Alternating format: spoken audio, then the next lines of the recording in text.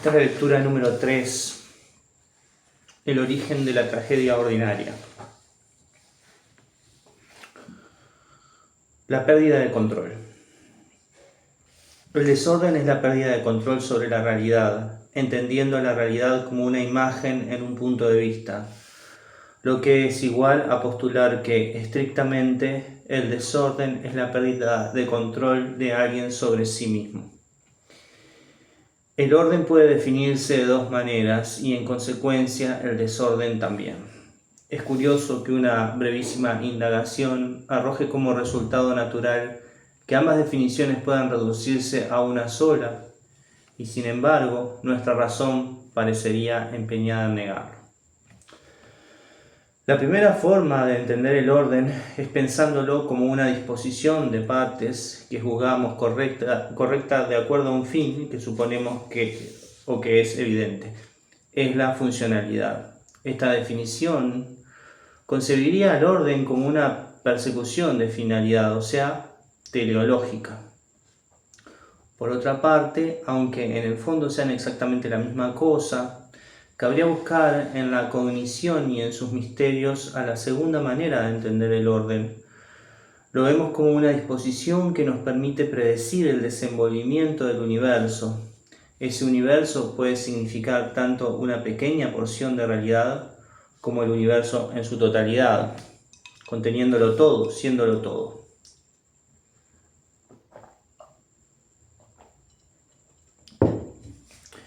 El orden es control, no importa por el camino que elijamos ir.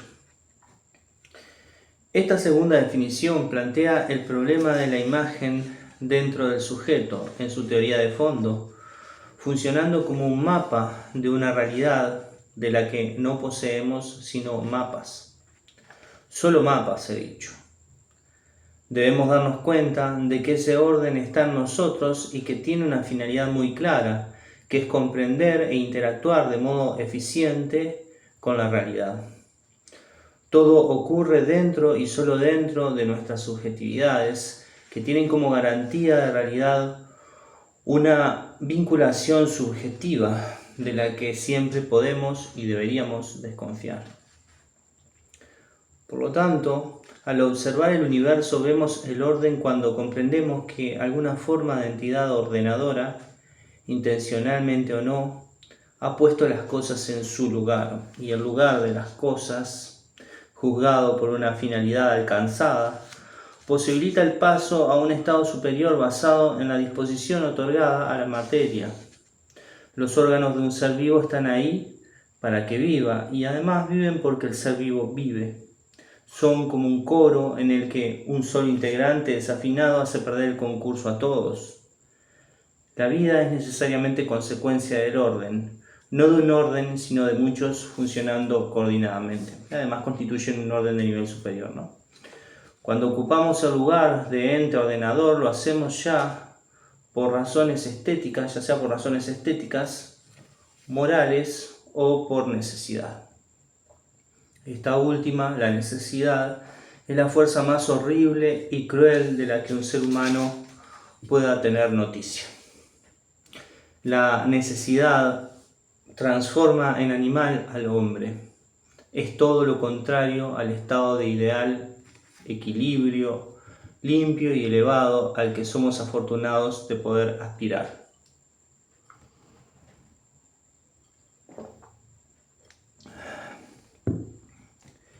Necesitamos adaptarnos rápido y bien a cualquier avatar, a cualquier contingencia de la realidad, y por eso tenemos que ordenarla para predecirla. Este impulso hacia una postura de vaticinio estratégico podría otorgarnos grandes ventajas frente al asedio constante de la necesidad. En esta parte de la lectura me permite una pequeña digresión, porque también lo que nosotros podemos pensar que el sueño cumple una función anticipadora ante determinadas circunstancias, y es curioso porque es como si tuviéramos dos conciencias, una que está anticipando lo posible y que es como si desconfiara de la otra, ¿no? confiará de la vigilia. Entonces, estamos tratando de predecir con qué nos vamos a encontrar, inclusive cuando lo que podemos encontrar es absolutamente inverosímil, ¿no? Y entonces nos preparamos, el sueño nos prepara para que tengamos una reacción.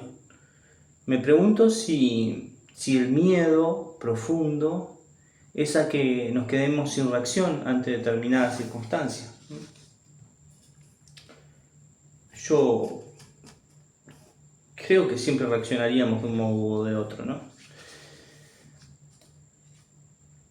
Por lo tanto, también se trata de la creación de una disposición de partes orientada a un fin cada vez que intentamos conocer para predecir. Y ese fin es adaptarnos y reaccionar ante las eventualidades a las que sabemos que estamos expuestos. En pocas palabras, tenemos miedo.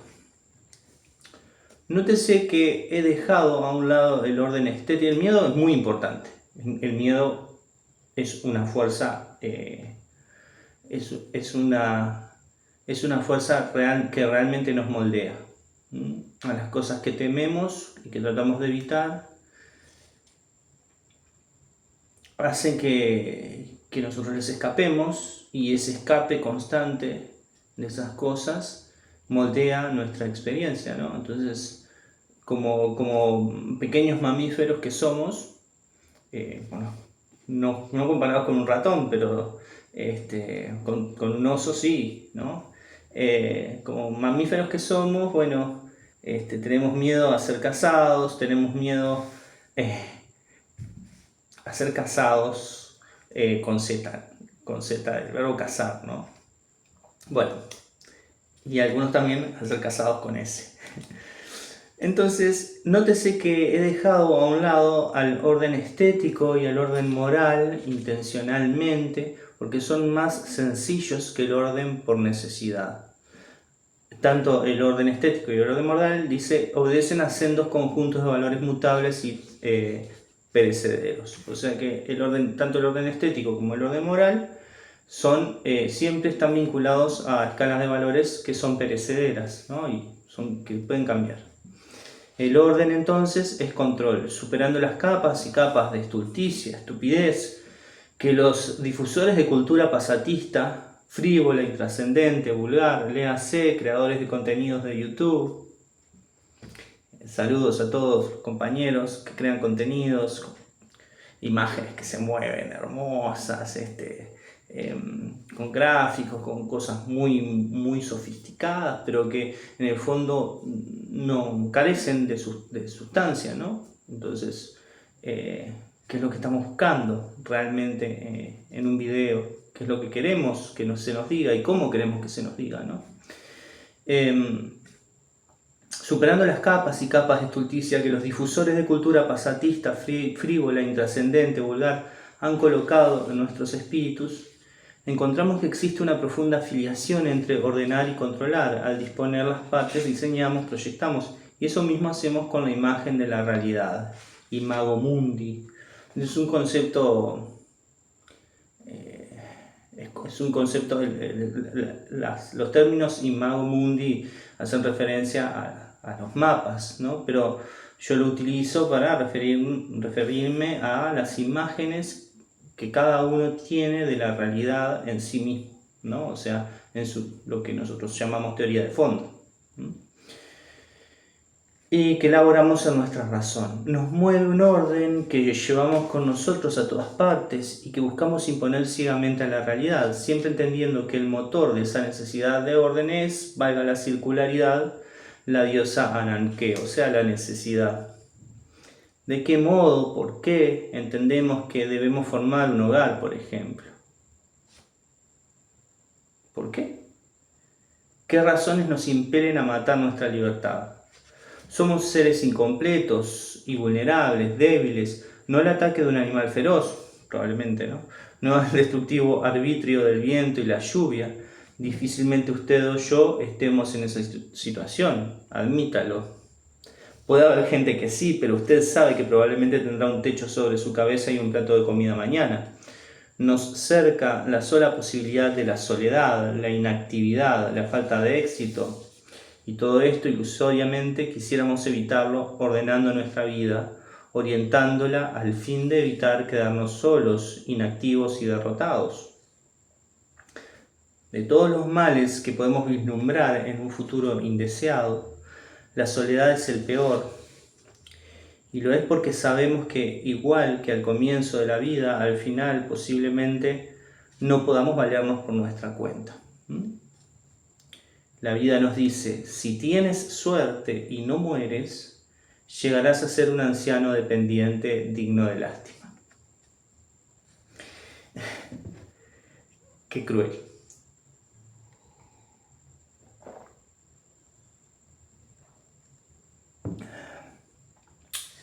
La soledad es peor que la pobreza, puesto que hasta alguien que sea muy pobre puede recibir ayuda de otro que lo quiera, pero no necesariamente alguien adinerado podrá tener a alguien que lo quiera en sus últimos años.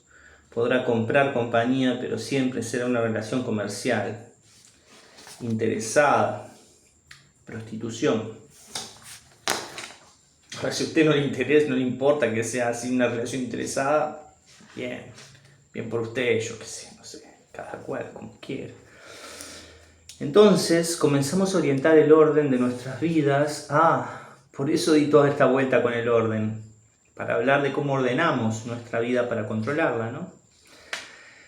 Comenzamos a orientar el orden de nuestras vidas hacia finalidades tales como conseguir un trabajo. ¿Para qué? Pareja, casa, bien. Todas las necesidades conexas que veremos pronto conspirar, vinculándose íntimamente, ignorándonos. Sí, claro, porque todo empieza a funcionar como una especie de máquina automática, ¿no? Una vez que nosotros le damos vida a la máquina, ella empieza a ignorarnos, empieza a actuar como si ni siquiera existiéramos. Y lo peor es que es nuestra propia vida. Los compromisos arrecian porque creemos tontamente, perpetúan las relaciones. Otra vez la debilidad. Los compromisos nos encarcelan, pero también son fuente de seguridad, una seguridad ilusoria que al menos nos otorga el derecho a fantasear con que las cosas tendrían que ir terriblemente mal para que alguien tire a la basura un proyecto de vida plagado de compromisos. Y el compromiso más profundo, o que al menos debería serlo, es el hijo. Porque al hijo, salvo que uno sea un asesino y diga, bueno, me voy a desprender de mi hijo, lo voy a matar, un hijo es para toda la vida, ¿no? Esa es la idea.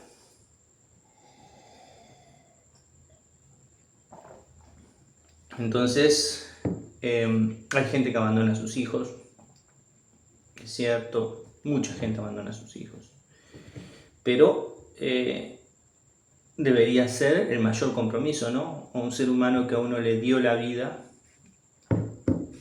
después mantener el compromiso con esa persona, ¿verdad? Es algo que suena a sentido común, pero la necesidad de orden está presente además en la importancia que le atribuimos a la teoría. Bueno, acá pasamos a la teoría. La teoría es solo generalización para el anticipo, es decir, vaticinio estratégico. Estoy introduciendo el concepto el concepto de la estrategia para ordenar a futuro, ¿no? Por eso es el vaticinio, adivinar lo que va a venir. Cuando nos aferramos a una teoría, que es un orden superpuesto al mapa de la realidad de que disponemos y que es la realidad para nosotros, y la cargamos con lo mejor de nuestro fanatismo emocional, demostramos con claridad que somos débiles. Esto no solo ocurre en el ámbito de la psicología o la sociología, sino que la superposición insiste, tenaz, ciega de una manera de leer la realidad inevitable, definirá toda mentalidad mediocre. O sea, dicho lisa y llanamente, estoy hablando de ideología. Sí, estoy hablando de ideología. Y aquellas personas que argumentan que todo discurso es ideológico, sencillamente se equivocan. Se equivocan. Yo no debatiría con ninguno de ellos, ni me interesa ese debate, pero creo que además encierra en sí mismo una falta de respeto hacia las personas que obramos de buena fe. Y entonces la afirmación, todo discurso es ideológico, todo es ideología, es en sí misma un ataque. Cuando yo la escucho me siento atacado. Es la verdad. Entonces, buenos y malos se distribuyen en el mundo, para el pensamiento, la ideología, se distribuyen en el mundo y nos regalan nortes, o sea, orientaciones claras para vidas que de otro modo carecerían de propósito. Pero, ¿cómo saber? ¿Cómo podríamos darnos cuenta de que nuestras motivaciones son una forma del fanatismo y el producto de nuestra flaqueza espiritual? Un buen síntoma a identificar es el de la aceptación acrítica de cualquier cosa que se nos proponga. Se me figura un comensal con los ojos vendados que se lleva a la boca cualquier materia que se le pone en el plato, y peor, la analogía toca el fondo de la infamia y la bajeza. El comensal ríe y dice que le gusta, ya sea por ordinario y es sincero, ya sea por cínico y nos miente. Por más que lo intento, no logro discernir cuál de los dos me genera más repulsión. Todos queremos ordenar. De hecho, este texto es un intento de ordenar. Poner en escritura es una manera muy bella y eficaz de hacerlo. Nos obliga a estructurar nuestro pensamiento, a pasar de las sensaciones al lenguaje y a volverlo comunicable. Por supuesto, dentro de los límites que el propio lenguaje nos impone. Por eso, no es infrecuente que, para evadirse del orden inicial que ya constituyen las posibilidades idiomáticas, debamos apelar a torcerlo y ampliarlo con neologismos o usos impropios. Releyendo lo escrito hasta aquí, me ha quedado la desagradable sensación, que ahora asocio también con la comunicabilidad de las ideas y la posibilidad inherente de una falla intencional o no, de que alguien podría haber entendido que ataco a la familia tradicional como si me quisiera adherir a la tendencia dominante. Esa clase de cosas me resulta tan trivial que se encuentra muy lejos de mis intereses. No es eso a lo que yo me estoy refiriendo.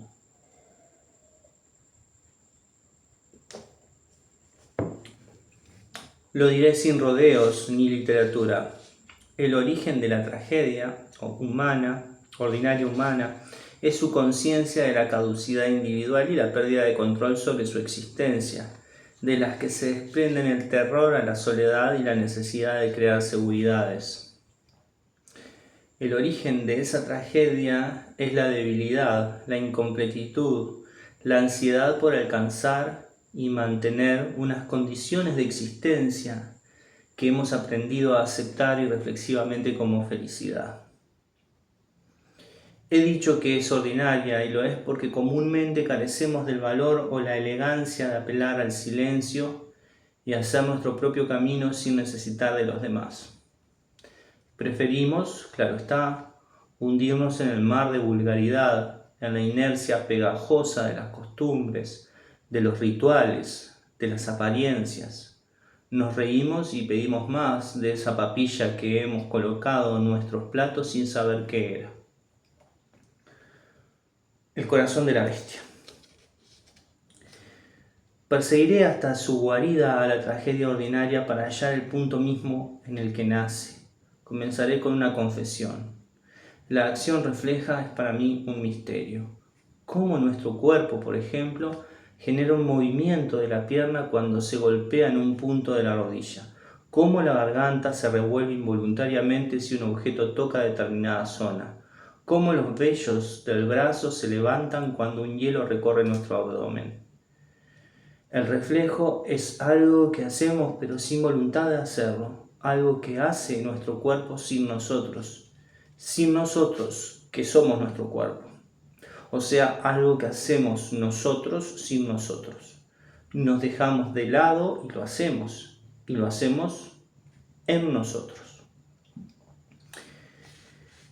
En algunas personas hay una evidente acción refleja que de no ser tan patética sería hasta irrisoria.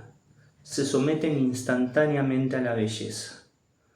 La voluntad queda anulada por la necesidad de acercarse y de poseer esa belleza.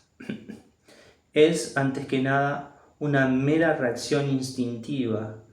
Ni siquiera se trata, como alguien podría pensar, de un impulso instintivo a la reproducción. Estas personas no quieren reproducirse, no piensan en hacer un hijo. A decir verdad, solo tienen en mente la posibilidad del goce de la belleza. Me acuerdo de Himno a la Belleza de Baudelaire, un poema que me gusta mucho, ¿no? Cuando dice: la cegada polilla vuela hacia ti, candela, en la traducción castellana. Y sí, claro, la polilla vuela alrededor de la llama y se quema, pero Baudelaire le da este peso de la fascinación por la belleza, ¿no? Y la polilla exclama: bendigamos tal llama. Sabiendo que la está matando, no puede dejar de gozar la belleza, ¿no? Bueno, y tiene varias imágenes muy bonitas ese poema. Y no crea que es necesariamente una belleza a admirar, sino más bien de una belleza degustable, palpable, consumible. Es la necesidad expresándose, sobre todo en ese impulso irracional de la posesión momentánea y el demostrar que se tienen los medios para degustar otro cuerpo. Por supuesto que es algo extraño hacer excepciones, es el deseo de comerse literalmente a otra persona, aunque no hace falta un derroche de imaginación para suponer que, llevado al extremo, el impulso necesariamente acabaría en el canibalismo.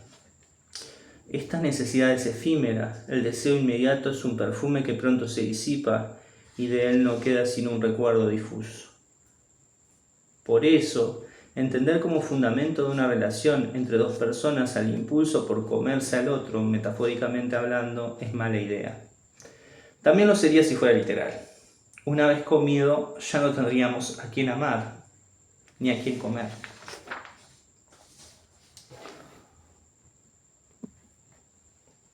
Tal vez no sea fácil imaginarlo para quien no lo ha vivido.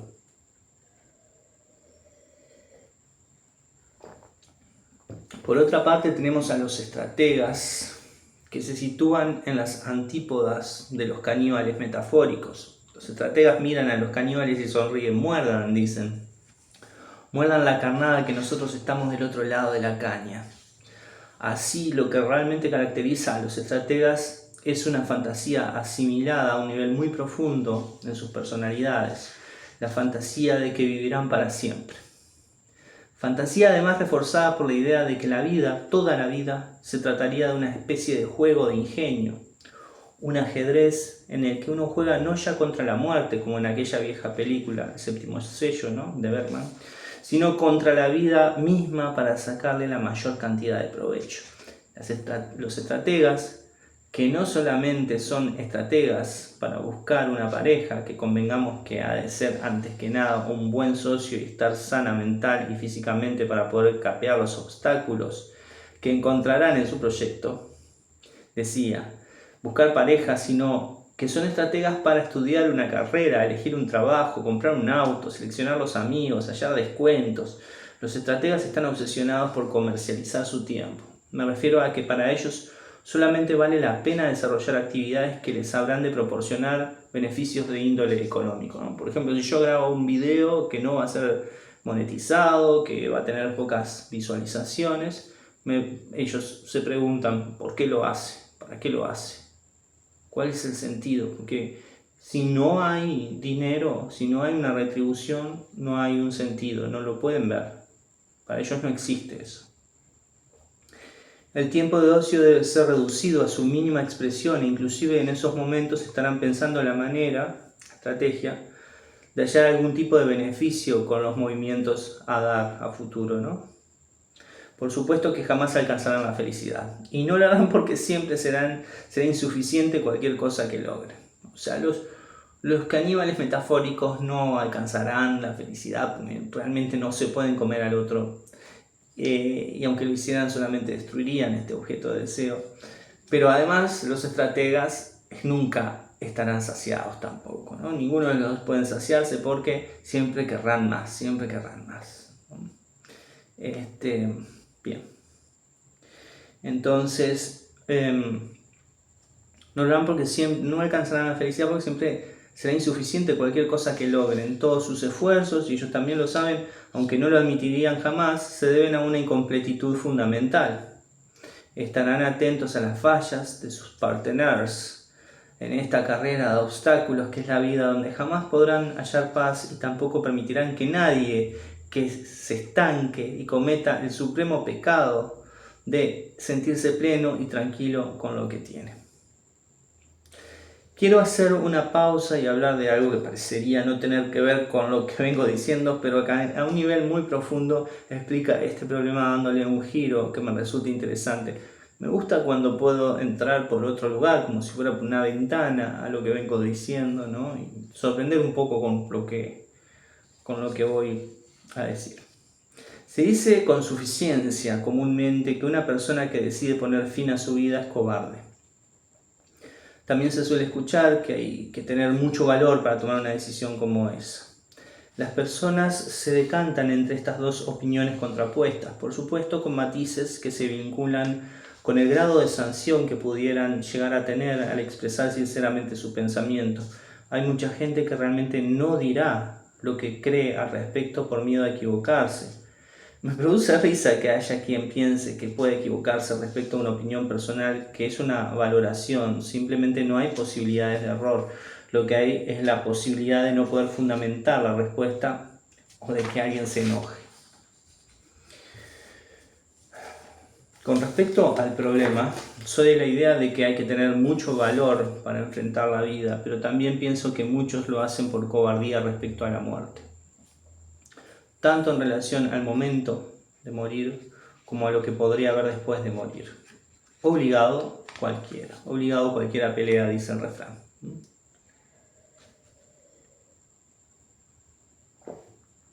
Entonces, las personas que juegan a la estrategia con la vida dirán que son valientes, puesto que no se conforman con lo que tienen. Quieren mejorar, quieren evolucionar, llegar a ser alguien, ganar el respeto y la admiración de los demás. Exclamarán que son valientes, pero a decir verdad son inseguras y menesterosas, miserables. Por otro lado, quienes no aspiran a mejorar en su existencia material corren el riesgo de estar muertas sin saberlo. Claro que esta muerte es una muerte vista desde afuera, ya que ellos pueden sentirse muy a gusto criando algas en sus articulaciones, tirados en su sillón. Si uno piensa en esa manera de obrar estratégica ante todo, entenderá por qué para muchas personas la jubilación es poco menos que una sentencia de muerte. Seguirán trabajando porque es lo único que los hace sentirse útiles. No trabajar es morir. Tanto la naturaleza de los caníbales metafóricos, que es caducidad inmediata, desengaño y frustración seguros, como la de los estrategas, que es idéntica a la mentalidad de un pobre galgo corriendo tras la liebre mecánica, llevarán a la infelicidad. La valentía del estratega es solamente una manera de embellecer el vacío imposible de llenar que los acompaña a todas partes. Aún debo señalar algo más, algo especialmente doloroso, lo admito. Se trata de la romantización de los vínculos humanos, una clase de ceguera bastante extendida que sazona las relaciones y nos vuelve absolutamente vulnerables a la manipulación. Es que el romanticismo como una posición ante la vida no es otra cosa que entregarse en cuerpo y alma al absoluto. El absoluto es el mar, el cielo estrellado, las fuerzas imponentes de la naturaleza, pero también es la muerte, el dolor perpetuo por una pérdida y el amor, pero un amor que trasciende todo arbitrio racional, nos posee y nos maneja a su gusto, un amor que no es otra cosa que Dios o el destino, castigando nuestras arrogancias como si cualquier cosa que intentásemos fueran solo pequeñas e inestables torres de Babel. Así, tanto a aquellos que solo les importe la carne, como a aquellos que solo les importe el proyecto, les serviremos quienes romanticemos los vínculos, puesto que perderemos fatalmente el control sobre nuestras propias acciones. Esa romantización, señoras y señores, no es otra cosa que otro origen para la tragedia humana. ¿Pero cómo? ¿De qué manera puede ocurrirnos algo como eso?, se me dirá. La romantización se encuentra en todas partes, en la literatura, en la música, en la televisión, está promovida en todas partes, ¿no? Desde dentro no hay razón más justa para vivir que entregarse al infinito. Ni la carne ni el proyecto son tan valiosos como el infinito que nos promete un amor real. No es mi intención complicar las cosas, pero eso del amor real es todo un problema en sí mismo, porque algunos dan un significado al adjetivo exactamente opuesto al que le dan otros. Real, modificando amor. Nos pregunta taimadamente quiénes somos. Los estrategas, con los pies muy en la tierra y las nubes del cielo bien lejos de sus cabezas, dirán que amor real es aquel que se preocupa de lo cotidiano, que entiende que las personas somos imperfectas y que es antes que nada paciencia, sacrificio de los intereses personales. Los otros, con la cabeza bien en las nubes y resbalando constantemente en el barro de las miserias de los manipuladores, dirán que amor real, diremos que amor real, es algo que no tiene que ver con lo cotidiano, ni con la paciencia, ni con el sacrificio doméstico, sino con morir por otra persona en caso de que un ángel maldito bajara del cielo y que, empuñando una espada, dijera o ella o tú. ¿Por qué tragedia? ¿Por qué ordinaria? En la antigüedad hubo un subgénero del género dramático llamado tragedia, y la tragedia nos mostraba la caída en desgracia de un personaje sobresaliente, eximio. Era el héroe trágico. También cantaban a la excelencia los poemas homéricos y las epopeyas de todos los tiempos y lugares. Tal vez desde la literatura del siglo de oro y la novela picaresca, específicamente, el héroe ha sido un imbécil. Es trágico lo inevitable y ferozmente desgraciado. Es ordinario aquello que nos ocurre porque no tenemos fuerza de voluntad suficiente para imponernos a la realidad. Así, cuando seguimos los caminos ya andados por miles y millones de pasos, cuando caemos una y otra vez en esos esquemas tan comunes y lamentables que nos ofrece una realidad trillada hasta el vómito, somos vulgares, somos ordinarios, vulgares, comunes. Es la misma ordinariez de quejarnos de la humedad en una parada de ómnibus o del aumento del precio del morrón. Es una posición tan lamentable ante la vida que no dudaría en tacharla de falta de respeto a uno mismo. El pastiche ya no me resulta gracioso. No me resulta gracioso tampoco lo patético ni la parodia. Hemos llegado a un punto en el que debemos plantearnos dar un salto e imaginarnos en un estado superior de existencia, en el que ya no nos faltemos más el respeto a nosotros mismos. Es difícil, lo sé, pero pregúntese en el día a día hasta qué punto está usted siendo un ordinario. Creo sinceramente que una manera de no caer en la ordinariez es la de romper el vínculo con la comercialización constante del tiempo disponible y la insufrible multiplicación de proyectos. La vida un día dirá que se terminó y se terminó. No somos inmortales. Deberíamos sentarnos tranquilos, mirar a nuestro alrededor e intentar sentir que hemos logrado muchas cosas, si es que son las cosas las que nos importan. La felicidad está en todas partes, es solo que no estamos interesados realmente en ella.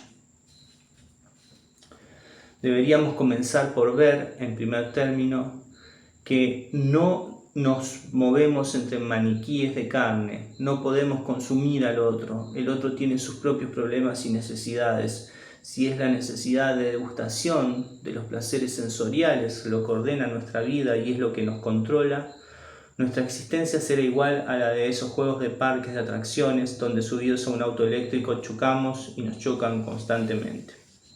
Y por otra parte, si lo que ordena nuestra vida y nos controla es el proyecto, andaremos ciegos entre proyectos olvidando que somos seres humanos. Buscaremos socios, tendremos futuros cuidadores en nuestros hijos, compraremos cosas para después dejarles y eso será todo.